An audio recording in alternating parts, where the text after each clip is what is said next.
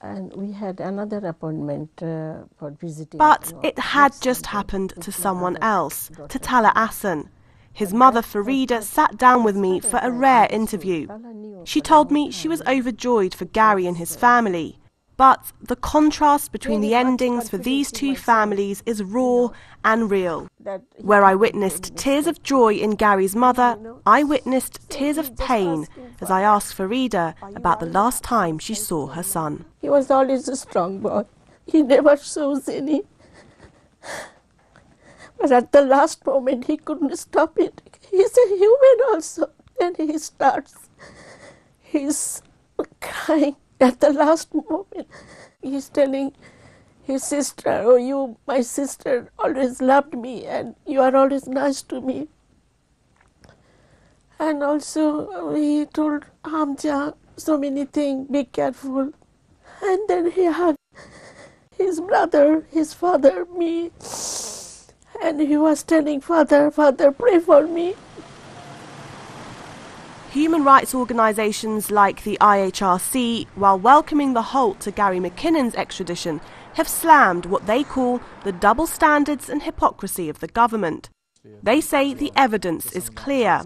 British Muslims are being treated as second-class citizens. There is this idea that if you are a Muslim, there are different standards that are going to apply to you. This has clearly shown that. Muslims are being treated as others in this community, and that the law needs to be applied somewhat differently to them compared to other people. And I think not only is the treaty being implemented unequally, critics from across the board say the treaty itself is unequal in its essence. This extradition treaty is unequal. So, for example, if America was to ask for an individual that lives in the UK to be taken over to the United States, there's no prima facie evidence that they need to provide in a court of law to say, well, actually this person does have something to answer for in the United States. The UK should be able to have that same leverage and say, well, I want this individual to be brought over to the UK.